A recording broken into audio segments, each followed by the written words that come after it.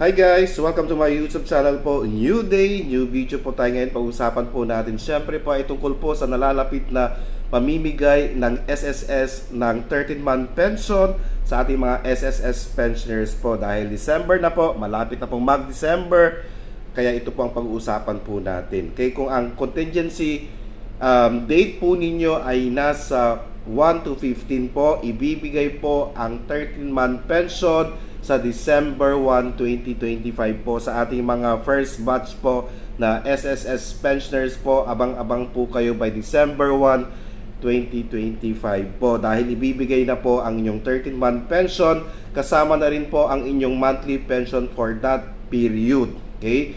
Ngayon, may mga ibang mga subscribers po tayo na na-experience po nila na minsan may mga bangko po tayo na nagbibigay ng mas maaga po. So, expect that baka by November 28 po, ilang bangko po magbibigay na po ng kanila o magre-release na po ng 13-month pension para sa ating mga first batch po, or ang contingency date po ay 1 to 15, which is supposed to be ibibigay ng December 1. Ngayon, sa ating second batch po, or ang contingency date po ay 16 to 31 po, ibibigay po ang inyong 13-month pension sa December 4, 2025 po. Kasama na rin po dito ang mga SSS pensioners po natin na nagkaroon ng advance 18-month lump sum po.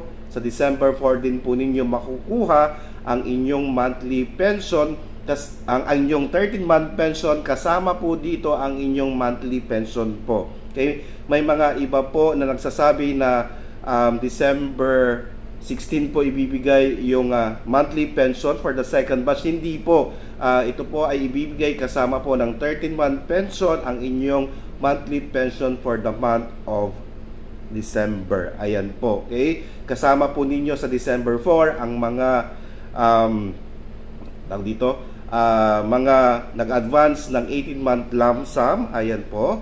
And syempre po, wag pa rin po natin kalimutang mag-comply ng ACOP or Annual Confirmation of Pensioner, dahil nga po, pag hindi po tayo nag-comply, masususpend ang inyong mga monthly pensions po. Okay? Pag nasuspend po ito, hintayin po ninyo after po kayo mag-comply ng almost 2 months bago po bumalik ang inyong pension, kasama po ng mga pensions na hindi na po ninyo na-receive nung nasuspend po ang inyong pension dahil hindi po kayo nakapag-comply. Again, sa ating mga SSS pensioners po, December 1, ibibigay po yung mga first batch po, and December 4 po yung second batch po natin. Kasama na po yung mga nag-advance ng 18-month lump sum sa kanilang pension. Maraming salamat po. Sana po nakatulong po ako. Please do not forget to subscribe, like, and share para po lagi po kayong updated sa ating mga videos. Maraming salamat po and stay safe. Bye-bye!